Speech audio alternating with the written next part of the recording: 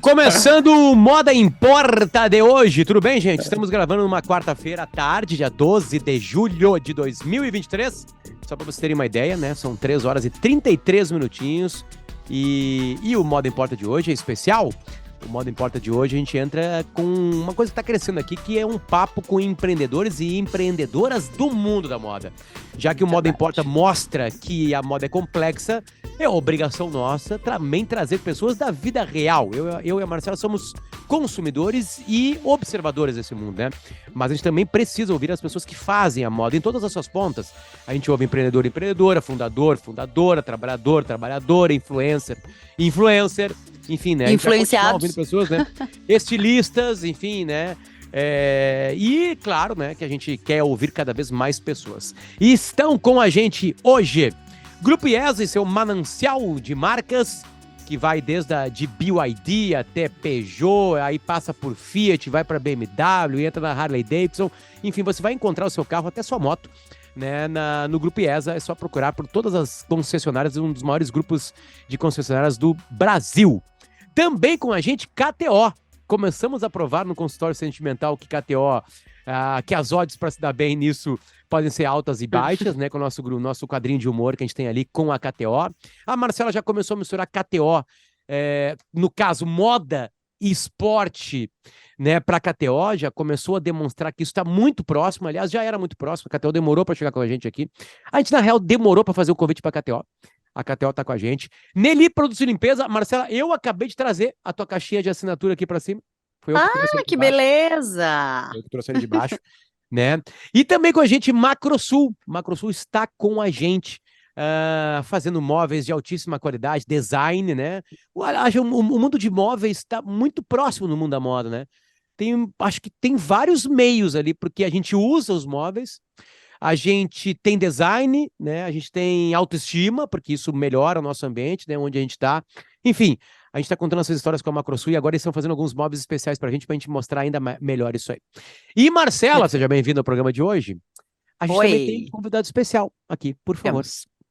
Eu queria apresentar o Matheus Barcelos de Menezes, mais conhecido como um dos donos da Meu Sapato Preto e da Meu Sapato Colorido, também conhecidas por MSP, MSC, você pode assim abreviar, digamos, e que está comigo nas minhas redes sociais. Quem me acompanha talvez já deva ter visto que ando com alguns sapatos pretos diferentes e novos por aí, mas hoje a gente trouxe o Matheus porque a gente queria conversar um pouquinho sobre uma outra indústria que não é de móveis, mas que é muito forte aqui no Rio Grande do Sul e que volta e meia a gente fala, se não me engano, até no último programa falamos, que é a indústria calçadista, o polo calçadista que temos muito forte aqui no nosso estado. E então o Matheus veio bater esse papo com a gente, falar um pouquinho sobre essa transformação. Bem-vindo, Matheus! Como é que tá, Matheus? Tudo bem, cara? Tudo ótimo. Primeiro, agradecer e parabenizar pelo Moda Importa. Acredito que falar de moda aí é algo que é um assunto, além de um assunto muito gostoso, de estar falando da vida da gente, né? Porque, enfim, desde jovem a gente cresce assim, qualquer coisa diferente que tu faz, a pessoa diz, tá inventando moda, né? Então, considero que essa é a relação de moda com a nossa vida. E é um prazer muito grande estar falando com vocês, principalmente falando aí de calçado e desse nosso setor incrível e desse cluster, como tu falou, Marcelo, até já complementando aqui uma informação, que a gente está em Campo Bom, o Vale dos Sinos, ele é o cluster da indústria calçadista mais completa do mundo, né? Então, não existe nenhuma outra região no planeta onde tenha numa região tão próxima tudo que precisa para fazer sapato. O que precisa? Vamos do princípio. A lista é grande, cara. Eu vou falar. Vamos ficar todo o podcast listando todos os materiais. Deixa eu usar da minha ignorância, porque eu uso da minha ignorância aqui no Moda Importa, tá? Desde a primeira edição. Vamos lá, vou usar a minha ignorância. Obviamente preciso do couro. Não só dele, feito de mas couro, precisa. né? Mas preciso do couro. Eu sei que tem materiais sintéticos, mas enfim, né? Preciso do couro. Preciso de borracha, preciso de metal.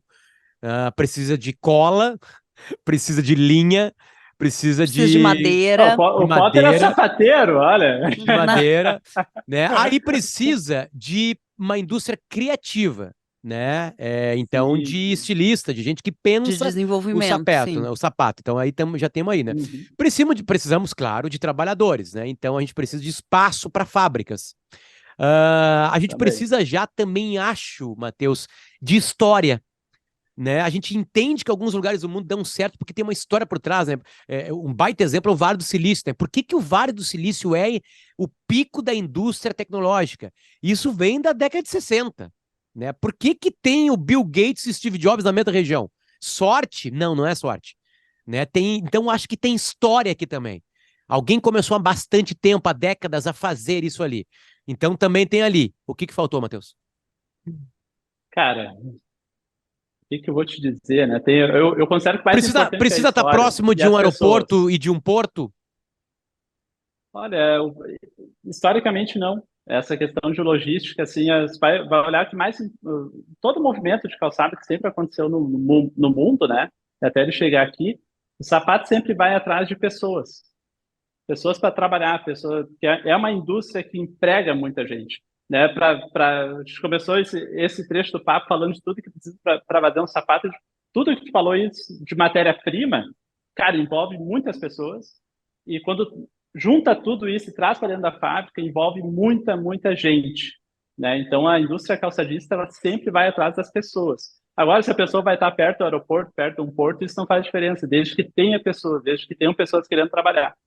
Então, é uma indústria que movimenta e conecta muita gente, né? E eu acho que essa é a parte mais mágica, porque quando a gente fala de pessoas, a gente está falando e construindo histórias. E isso, para mim, é o que mais me fascina da indústria calçadista como um todo.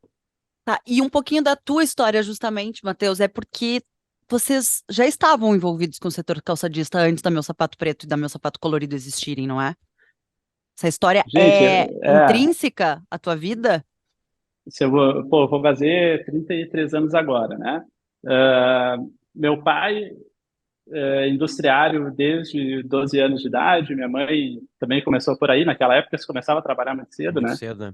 E, cara, meu primeiro trabalho, eu acho que eu tinha uns 6, 7 anos, minha mãe tinha loja de sapato e eu era estoquista, né? Então assim, tipo, venda do Natal ali, o bicho pegando e tal, e, cara, eu acho que era só eu que cabia dentro do estoque, porque era um estoque muito grande, né? Eu era o único que cabia, a diversão era pegar a bicicleta e andar de bicicleta no corredor da fábrica. Então, o Matheus, sapato Matheus, ela Matheus, vem de muito tempo. a gente teve E isso daí 2007. a gente teve um cortezinho de internet, agora também deu um certo atraso, não sei se a gente recuperou. No momento que tava falando, a gente pegou algumas palavras que a gente imaginou, bicicleta, fábrica, enfim, ainda Cabia no estávamos na estoque. loja, tu ainda estava estocando, né? Então, aparentemente, tu contou Tá, uma história deixa eu. de entrada na indústria. Como é que foi? Tu vendia Sim, sapatos de outras marcas, né? Aí teve vamos uma lá. quebra. Primeiro eu estou falando como é que eu vim parar dentro da indústria da família, né? Então, eu vou voltar na parte da loja. Então, assim, eu cresci dentro desse universo do sapato. Porque minha mãe tinha loja de sapato e meu pai era industriário. Então assim, minha primeira ligação profissional com o sapato foi de estoquista na loja, ali, eu pensando, organizando sapatos. E, cara, ideia industrial, depois minha alegria era pegar a bicicleta e andar no corredor da fábrica, que meu pai trabalhava. Então, essa era a diversão naquela época. E lá em 2007, 2008, eu tinha 15, 16 anos, e aqui na região deu uma. Eu acho que a última grande crise que teve aqui na região foi por ali, né? Uhum. Que deu a última grande leva, assim, de encerramentos de grandes indústrias, e naquela época meu pai ficou desempregado. E, e minha mãe e os clientes dela eram, da loja, no caso, né? Eram das fábricas que fecharam. Então a gente teve que se reinventar como família. E o que que a gente sabia fazer? Sapato, sabe? Então, nosso negócio começou ali. A gente começou em 2008, fabricando, né? E, cara, vivemos de tudo aí. A fábrica completou 15 anos agora em abril. A gente, como marca, como Meu Sapato Preto, completa 4 anos agora em julho. Meu Sapato Colorido completa 3, agora em agosto. Então, a gente tem uma jornada aí que já passou por diversos ciclos, crises, governos, pandemia, Então, são 15 anos de muita história para contar, de diversos momentos diferentes, sabe? Então, eu vivi muita coisa nesse meio tempo. Também, assim, desde cortar sola até vender sapato, até virar empresário de e-commerce. É uma São, loucura. são várias coisas, né? Bom, a gente teve agora um pouquinho melhor, assim, eu não sei se está em 4G, 5G ou Wi-Fi, né? Mas aparentemente agora Eu tô eu tô no Wi-Fi aqui, só que tá chovendo pra caramba, tempo bom hoje. Então a gente tá vivendo a mesma coisa aqui em Porto Alegre. Vamos lá. Agora normalizou um pouquinho. A gente pode ir para qualquer lado, tá? Eu acho muito legal essa história de empreendedorismo, né? Já teve 2008, na real, quem tava quebrando nos Estados Unidos, mas quem tava dominando o mundo era a China. Então a China destruiu um pouco com esse setor, né? Sobreviveram poucos, né? A causa de 2008 é a China? 2015. Sim, Não, não, o é desemprego de 2008, quando teu pai ou tua 2008, mãe... eu vejo, olhando o cenário de 2008, tá? Eu acho exatamente esse conjunto, né? A ascensão da China na indústria calçadista e a crise dos Estados Unidos, que era o maior mercado consumidor das indústrias daqui. Esse combo aí foi explosivo. Então, e o nosso mercado interno não tinha condições de absorver tudo que a indústria calçadista tinha condições de produzir aqui naquele momento. Tá, e como que se dá essa reinvenção em família? Porque a gente está falando de um setor muito antigo, vocês numa posição diferente, né, de ele trabalhando numa outra indústria, que aí de repente ele já não trabalha mais, a tua mãe frente à loja, mas claro, com conhecimento, imagino, muito grande daquele sapato. E como é que vocês vão para frente para virarem vocês os produtores? Porque essa é a virada, né? Essa foi a primeira grande virada, né? Como a gente começou a empreender, tem histórias de empresas que nascem, visualizamos uma oportunidade no mercado, algo assim, né? A nossa foi muito assim, tipo, Sim. precisamos que a gente sabe fazer sapato, vamos lá. Então, então meu pai, ele organizou toda a indústria para começar, né? E, cara, uma semana antes de começar, ele arrumou um outro emprego. E daí, Aí deixou para vocês. garante, daí, Sim. daí o salário garantido, né, e tal. Daí ele olhou para eu tinha 17 anos na época. Daí ele olhou para mim e para a mãe assim, olha, gente, agora é com você, né, porque tá tudo pronto aí para começar. Começa segunda-feira. Agora vocês vão tocar. Gente, e foi assim. Eu fui aprendendo sapato na prática, não tive faculdade, não tive nada. Foi na prática mesmo. Então, a minha mãe, ela tinha aquele olhar de como que eu preciso fazer com que esse sapato chegue na consumidora, aquele olhar de loja, Uhum. né? Sim, Isso tudo sim. ela via, não, então a gente tem que fazer um sapato que chegue dessa maneira para a consumidora. Então, Que legal. foi uma soma, essa soma aí que eu acho que Tá. fez a mágica dar certo e a maneira como começou fez a gente conseguir se adaptar a tudo que aconteceu depois, sabe? E como é que essa é a minha questão? E daí, entre vocês estarem fazendo sapatos para outras marcas, que era o que vocês faziam, né? Produção Sim. terceirizada, sem marca própria. Daí sim, onde vem talvez a oportunidade ou esse gatilho de criar a marca própria? Porque a gente está falando de upcycling, a gente está falando de uma série de inovações, talvez dentro da indústria, mas também imagino que uma oportunidade, um timing mais certeiro.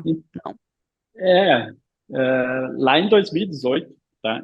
Nesses 15 anos de empresa, eu só tive uma experiência profissional fora da empresa, que foi em 2017, que eu fui convidado para ser secretário de Desenvolvimento Econômico aqui em Campo Bom. Enfim, eu tive contato com muitas empresas, grandes, outras, de vários segmentos diferentes. E Pelos 2018 eu meus decidi. cálculos, Matheus, era o primeiro momento da tua vida mesmo, que começou a trabalhar desde criança, que tu saía desse núcleo, né? Que tu parou um pouquinho de Exato, pensar em sapato de alguma maneira, né? Ou estar em volta, né, exato. deles, né? De ser 100% calçadista, vamos pensar assim, né? Então, ali eu tive contato com diversas outras empresas, atividades. Em 2018, quando eu decidi, eu entendi, eu acho que não é por aqui que a minha vida deve seguir. Então, 2018, quando eu voltei 100% para dentro da empresa, eu olhei para o meu pai e falei, cara, eu acho que da maneira como a gente trabalha hoje, tentando produzir um grande volume e vendendo para outras marcas, o nosso negócio daqui a um tempo ele não vai ser sustentável. Por quê? Há uma dificuldade muito grande de renovação de mão de obra no setor calçadista em quantidade.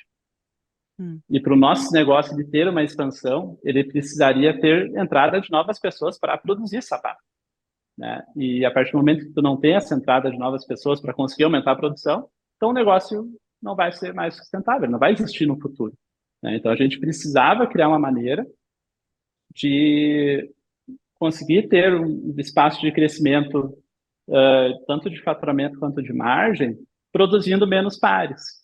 E a maneira de fazer isso é tu vendendo direto para o consumidor, né? Porque daí tu sai de um ticket médio ali industrial de 70, 80 reais, que é o sapato que tu vende para o lojista, né? Para um ticket de 300, 350. Então a margem por par produzida era muito maior, isso permite aí tu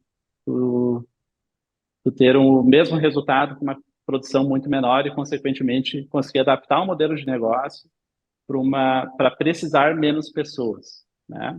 Então, a gente partiu daí, dessa dor, a necessidade de desenvolver, reinventar nosso negócio. E isso tem que ser feito antes, né, de uma grande crise, de uma grande ruptura. Então, a gente começou a estudar esse projeto em 2018. A gente tinha dois grandes problemas na fábrica. Um era a sobra de matéria-prima, né? O mercado da moda, ele, nesse sentido, eu acho muito cruel, porque tinha um comportamento de, mudou o tom da cor, esse material não vai servir mais para nada. Então, isso não tinha destino. Então, a gente chegava no final da coleção e tinha muito couro sobrando. E a única maneira de aproveitar todos esses couros era retingindo eles para uma cor só. No caso, preto. Então, essa marca, ela é sapatos pretos, né? Beleza. Legal, grande sacada. E agora, será que uma mulher compraria numa loja só de sapatos pretos? Então, a gente começou essa pesquisa, a gente conversou muito com as clientes, muito mesmo, assim, foi um ano de pesquisa, focus group, a gente fez experiência de campo, participando dessas feiras de calçados, para entender como é que seria o comportamento de uma consumidora entrando numa loja só de sapatos pretos, né? Inicialmente era sapato preto. A ideia daí tinha muito homem querendo comprar e a gente não sabe fazer sapato masculino, só sabe fazer sapato feminino, né? Então a gente tinha que deixar a marca mais feminina. Daí veio o meu sapato preto, coração colorido, as fotos coloridas, né? Então tudo isso fez até chegar nesse momento no dia 1 ali, dia 5 de julho de 2019, que a gente lançou a marca. História, cara. Tem uma inteligência de um monte de coisa, tem um instinto, É legal quando a gente conversa quando eu chamo de vida real, é vida real mesmo, assim, sabe? Porque tem várias reinvenções, né? Tá sobrando um monte de material, o que dá pra fazer? Bah, não dá. Essa cor saiu de moda. Tá, mas e esse material aqui? Bah, então tá, o que dá pra atingir? Não, dá pra atingir de preto. Cara, sério, na boa. Só que o detalhe, agora tem um detalhe importante, né? Pelo que eu entendi, vocês faziam sapatos que vinham para vocês um jeito de fazer, vocês vão fazer esse sapato aqui. Podem fazer? Podemos. Então tá, faz lá para tal marca, né? Aí sobrava, beleza. Só que não é só sobrar e tingir de preto. Precisa de uma outra parte chamada arte. Porque aí vocês precisam desenhar sapato. Você precisa entender o sapato, entender o que... E aí entra entender aquela mulher que entrou na loja, que comprou, ou que entrou no site, né? Mais especificamente nesse caso. Aí é tendência, a tendência é ficar olhando os desfiles de Milão, Paris, Roma, Tóquio e Nova York, a tendência é ver a consumidora de cá, a tendência é observar as marcas que chegavam em vocês e pediam tal sapato, como é que aparece a arte aí? Porque até agora a arte não tinha pintado. Claro que você tem que ter um bom olho, por enquanto é saber fazer um sapato, né? Aí teve uma sacada de sobra de material, que é bastante, e tingir de preto. Opa, temos uma marca, vai ser meu sapato preto. Mas e a arte? Onde é que entrou a arte? Eu desenvolvo produto desde os meus 19 anos, né? E eu nunca fui estilista, na verdade. Então, por que eu comecei a desenvolver produto? Porque lá em 2009, 2010, a gente teve um período ali na fábrica que a gente ficou totalmente sem pedidos, né? Quando a gente estava começando, não tinha produção. E a gente tinha um monte de representante. Daí eu falei pro pai, pai, cara, vou comprar umas passagens de avião aí, vou pegar uma mala de amostra e vou vender. Beleza. Daí eu rodei 2 semanas no Brasil inteiro e, cara, voltei sem nenhum pedido. E daí pai, eu acho que a gente não tem o produto que o mercado está querendo. A gente só vende salto alto e o mercado está querendo produto sem salto. Então, eu contei essa historinha assim para dizer que, na verdade, a gente sempre escutou muito cliente e observou muito cliente. Então, em 2012, enfim, aí depois que a gente entendeu isso, a fábrica encheu e a gente cresceu muito rápido naquele período ali. Mas em 2012, 2013, eu e meu pai a gente começou a fazer viagens de pesquisa para o exterior, né? Que é muito normal, assim, os calçadistas a cada 6 meses vão para lá, para olhar as lojas, olhar as marcas, observar o que está rolando na rua. Então, esse universo ele sempre esteve muito presente no nosso processo de criação. E ali, quando a gente foi criar a nossa marca, quando já tinha criado, que daí tinha que montar um mix de produto, cara, daí eu juntei tudo que a gente tinha escutado das clientes nas pesquisas que a gente tinha feito, com o comportamento que eu observava dos meus clientes lojistas, né? E com o que a gente pesquisava lá fora de tendência. A partir daí a gente começou a montar as coleções da Meu Sapato Preto. Tem uma É um palavra mix. aqui. Tem uma. Vamos lá, vou metaforizar aqui, tá? Para que um médico, um engenheiro, né? Alguém que trabalha com limpeza, enfim, alguém que jornalista, enfim, né? Observa aqui, né? Teve. Tá, eu vou tirar os clichês de crise que a gente cresce, porque é verdade. A gente cresce na crise mesmo. A pandemia deu muito isso para muita gente no Brasil, né? Tô dizendo quem passou pela pandemia, óbvio, quem suportou ela, quem não morreu, enfim, porque pedaços ela arrancou de todo mundo, né? Sim. Tem uma saída tua da loja para trabalhar, né, num governo. Tem Uhum. várias viagens de vocês. Tu já relatou muitas viagens aqui. Tem um olhar para fora sempre muito forte, Matheus. Né? Tem, tipo assim, os grandes movimentos de vocês foi quando vocês pararam de olhar para o umbigo de vocês. Eu peguei um monte de sapato e saí pelo Brasil. Aí voltei, pai, não querem salto alto. Bum, faço salto baixo, explode, né? Tem que Agora, escutar, tem que escutar, viajar, falar com observar. o cliente, sair do seu mundo, tipo assim, tem que olhar para fora. Aparentemente, isso não é uma coincidência, Matheus. Isso não é uma coincidência. Ouvir cliente é primordial hoje, é como ter um Instagram. Uma empresa que não tem Instagram já era, ainda mais de moda. Enfim, né? Agora, viajar é uma coisa interessante, né? Sair do lugar. Eu tô aqui em Campo Bom. Não basta Campo Bom, galera. Não basta. Vou ter que ir pra Europa, vou ter que ir pra China, vou ter que viajar para o Brasil. Tô certo ou errado? Tá certo, Potter. Mas não adianta tu só ir para fora e buscar tendência, pesquisar, se tu não saber conectar com aquilo que tu sabe fazer. Cara, quando a gente abre o mundo para pesquisa, tu enxerga de tudo, né? Mas, por exemplo, vou dar um exemplo prático da gente aqui, sabe, aqui em casa, meio casa de ferreiro espeto de pau, né? Porque sapato masculino, eu e meu pai, a gente tem que comprar. A gente vai para Eu fora, ia pedir para te levantar. pesquisa Eu ia e pedir para te Pra ver o levantar que teu que tu tá pé. usando no pé. Eu ia pedir.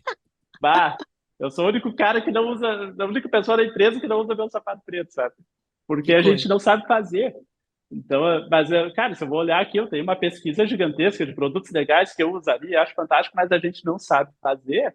Então, não adianta a gente só trazer insumo para dentro se isso não faz sentido com o nosso DNA industrial, né, com o DNA do nosso negócio. Então, essa conexão de conectar o que a gente está enxergando com aquilo que a gente domina o processo de fabricar, eu acredito assim que tenha sido um dos pontos mais fatores-chave assim de sucesso do nosso negócio, sabe? Eu diria, te ouvindo agora, Matheus, que tem um mix de óbvio, necessidade, né? A necessidade que empurra, porque sim, precisamos vender, daí não tem pedido, ninguém quer comprar o que a gente está fazendo, não é assim, para deixa eu ver o que está acontecendo lá fora, mas ao mesmo tempo eu preciso valorizar o que eu sei fazer, o que a minha empresa sabe fazer e o que a zona, o cluster, como tu diz, a região toda sabe fazer né, de mais bem feito. Porque a gente também tem aqui numa indústria calçadista que agora está desenvolvendo sapatos esportivos com muita força, que também não é o que vocês fazem. Como tu disse, o sapato masculino, que também não é o que vocês fazem. A gente tem ali setor de borracha, de plástico, que também não é o que vocês... Então, assim, é um casamento, né, para fazer com que aquilo se encaixe para o que aquela consumidora quer e, ao mesmo tempo, entregar dentro dessa margem que é confortável para vocês fazerem, uma margem que está dentro também de um padrão de sapato, de um sapato de qualidade, de 100% couro, porque a gente, ao mesmo tempo que vocês estão adaptando, o mercado também está adaptando, né? É aquilo que tu disse. Elas não querem esse salto. tá fazendo o flat. Mas aí, daqui a pouco, é o sapato de borracha, é um boom dos tênis, que vocês não estão fazendo, vocês estão fazendo o sapato de couro. Então, tu tem que estar conversando enquanto a roda tá girando. E aí, ao mesmo Tá tempo, sempre em movimento. tá sempre em movimento, e tu vem para uma pandemia, e aí tu precisa fazer um e-commerce, como é que...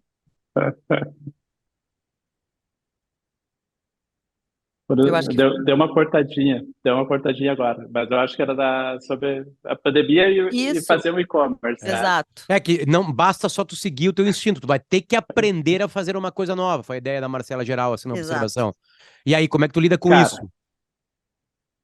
Então, julho de 2019, quando a gente botou o e-commerce da Meu Sapato Preto no ar, meu conhecimento era de vender para outras lojas, de pegar o avião e vamos lá, bloco de pedido, tá aqui esse sapato, é isso aqui que eu tenho para vender, o preço é esse, grade de 12, quantas cores que tu quer, para quantas lojas, enfim, o papo Matheus, fábrica com meu cliente lojista. Beleza. Julho de 2019 entra esse e-commerce na nossa vida aí, cara, eu não sabia nem o que era taxa de conversão, Google Analytics, pixel de Facebook, cara, Google Ads, enfim, planejamento de social, ROI, CAC, enfim, nada disso eu sabia, né? E então a gente começou em julho de 2019 e em março de 2020 veio a pandemia. Então a gente não teve tempo de aprender, né? Então a coisa aconteceu muito rápido e para vocês terem ideia assim, da proporção, de janeiro de 2020 a maio de 2020, a gente cresceu 10 vezes. E Nossa. foi isso que fez a nossa fábrica existir no dia de hoje, né? Porque quando tudo parou, ali em março de 2020, cara, todos os meus clientes lojistas ligaram cancelando os pedidos, era aquela situação de colapso total, cancelando pedido de sapato que estava na fábrica, sapato que estava na transportadora, matéria-prima que estava para chegar na fábrica. Então, cara, cliente ligando, chorando, meu, não sei o que vai ser de mim, porque eu quero te pagar, mas não vou ter dinheiro, enfim, então a gente não sabe o que vai acontecer. E, então, de um lado, eu tinha que fazer a gestão desse cliente, de outro lado, o nosso e-commerce, ele trabalhava, eu em pouquíssima parte do meu tempo que eu tinha, né, porque 95% do nosso negócio, ele era venda para lojista, né, e a outra pessoa que me ajudava, que era a minha gerente. O nosso e-commerce tinha 2 pessoas em março. E, e aquilo ali tinha que salvar o negócio. A gente tinha 100 funcionários na época. Então, beleza. Vamos lá. Agora esses 5% do nosso negócio é 100%, porque o restante está fechado. Uhum. Né? Cortou. Então, assim, foi aprender a explorar. Matheus, repete Voltou tudo. agora? Vamos lá. Vamos lá. 5% do nosso negócio virou Era o 100%. Exato.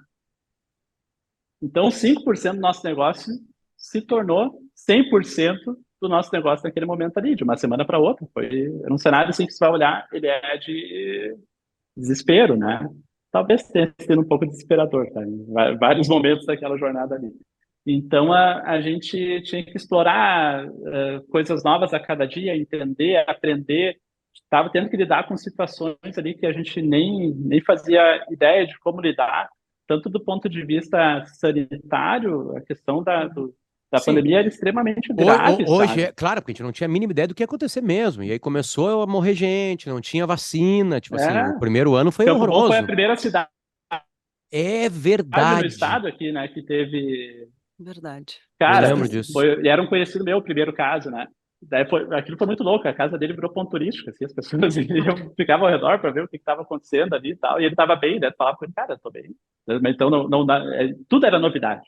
Então, a Sim. gente tinha essa questão de sanitária, para a grande crise sanitária para lidar, e, por outro lado, a gente tinha que criar condições para o nosso negócio continuar existindo, porque essa pandemia podia durar 1 mês, 2 meses, 3 meses, 6 meses, 1 ano, 2 anos, a gente não sabia quanto tempo, mas quando tudo passasse, nosso negócio tinha que estar existindo, né? Porque, Claro. afinal, o nosso sustento vem daí. Então, foi um momento de, cara, aprender, explorar, desenvolver, conhecer coisas novas, tudo que aparecia ali de e-commerce e tal, ia aprendendo na prática, né? Às vezes apareciam demandas ali que a gente nem sabia, cara, deixa eu ver como é que eu vou lidar com isso aqui, aprender. Em 3 dias, tu tinha que virar especialista no assunto. E era muito louco, né? Daí, tipo, cara, cada semana eu contratava, abria uma vaga, contratava uma pessoa, passava 2 semanas, aquela pessoa já era gerente de outra que tinha chegado, e assim, então, cara, ao menos, eu acho que em sã consciência eu não faria isso de novo, Mas é que porque não foram tem esse 13, discernimento, né? Enquanto tu tá naquele vivendo. momento não tinha, E naquele momento era é- isso ali que tinha que ser feito para o nosso negócio que coisa incrível que é, Matheus, continuar assim, né? existindo, sabe? Coisa incrível que foi a pandemia para vocês, tá? Vou tirar toda a parte de saúde, tá? Que foi horrível. Enfim, vou olhar como um negócio, né? Tu viveu na pandemia a dor completa de a Hum. fábrica, tipo assim, do desespero, como tu disse, né? Tu chamou assim, cara, ferrou, Uhum. acabou, não vou vender sapato. Mas, ao mesmo Sim, tempo, né, uma competência linkada à sorte, né? De já ter criado o e-commerce, já ter criado uma marca, já ter começado a fazer para vender direto para o consumidor. E aí, como todo mundo ficou em casa, a galera começou a comprar de casa. E aí estava feito o negócio. O que tu precisou foi fazer aumentar. Então tu via a fábrica. Claro, que aí, eu imagino o que aconteceu. Os 100 trabalhadores começaram a fazer o teu sapato. Porque tu começou a vender pra cacete. Né? Você aumentou 10 vezes, né? Até porque saiu do zero, enfim, né? Mas vamos lá. Então começa a vender 10 era vezes mais. irrelevante. É que em par produzido era quase irrelevante, né? Exatamente, né? Então, A então aqueles quantidade que a gente trabalhadores vendia. foram salvos pelo e-commerce que estava existindo, então eles começaram a fazer o sapato de vocês. Foi um cenário muito, muito, muito similar a isso, sabe, Potter? Ali teve aquele momento que teve os programas de redução de jornada. Uhum. Então, quando a gente começou a produzir novamente, teve umas 2 semanas que a fábrica ficou parada, daí porque a indústria nunca foi regulamentada assim para obrigatoriedade de parar, né? Eu até acho que deveria, na época, pensando do ponto de vista sanitário, mas nunca veio essa regulamentação. Fecharam o comércio, né, mas não fecharam a Serviços, né? indústria. Sim. Só que, consequentemente, a indústria vai produzir para quem, né? Então, enfim, Está, mas esse é sim, um outro mérito de discussão aí. claro.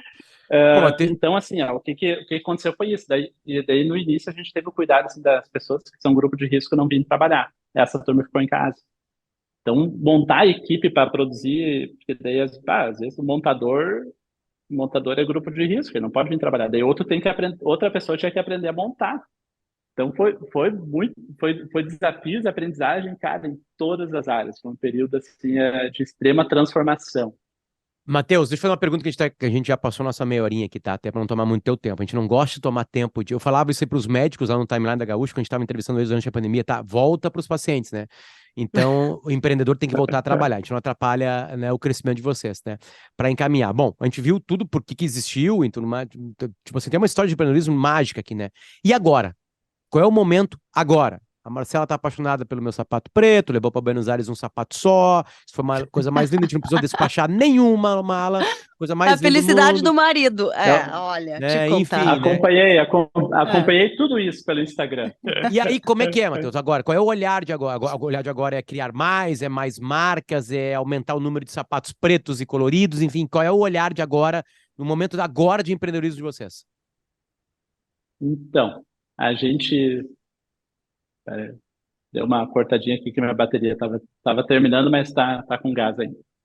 Então, nosso momento agora, ele, a pandemia ela deixou cicatrizes no nosso negócio como um todo. Tá? Então, assim, porque na indústria a gente perdeu muito dinheiro. No e-commerce a gente cresceu muito, mas na indústria a gente perdeu muito. Então, assim, é uma coisa assim que o crescimento de um lado, ele serviu apenas para criar uma condição da gente atravessar esse ciclo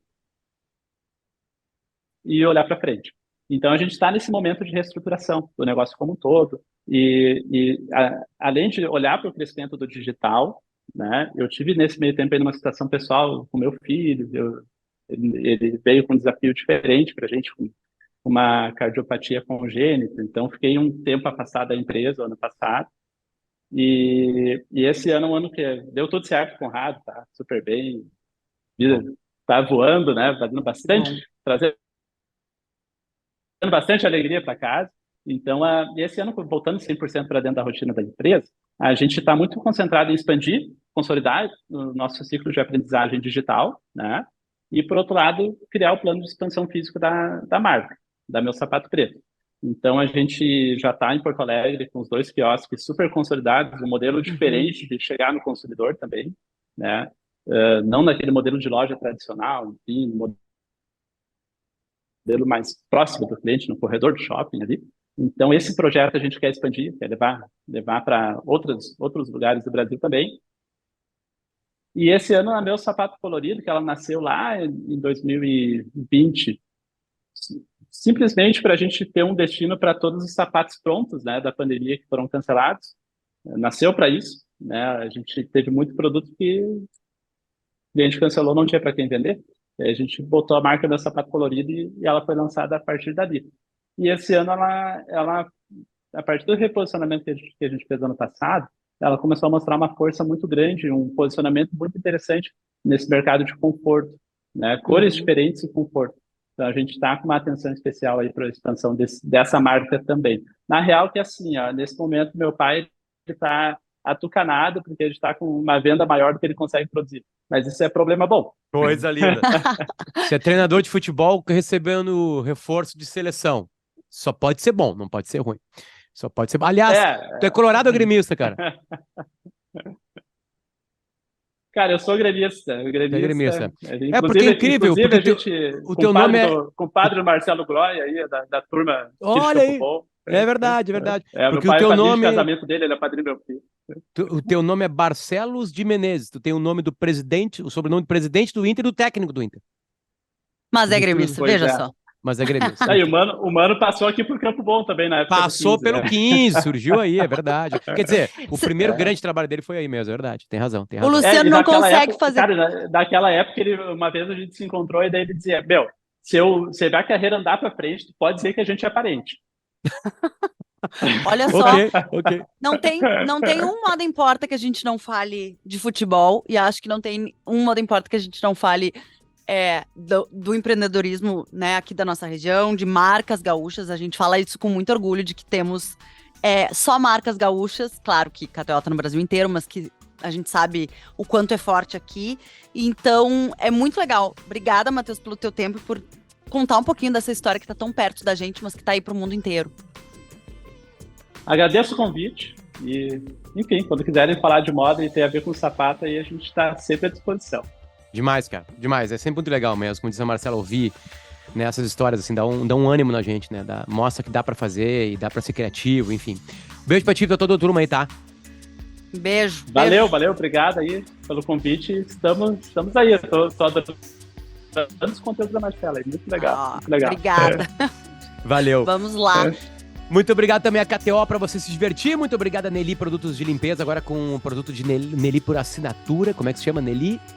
Clube Nelly, que acabou de chegar. Clube Nelly, que acabou de chegar aqui em casa. Grupo IESA, que também tem modelo, aliás, carro por assinatura. Tem vários modelos para você ter o seu carro. E Macrosul Móveis, que está com a gente aqui. A gente vai contar uma história ainda muito legal aqui de uma transformação que vai rolar aqui em casa. Beijo pra turma do Meu Sapato Preto, Meu Sapato Colorido. Obrigado, Matheus. Beijo pra toda a turma aí. A gente volta na semana que vem com mais um Moda Importa.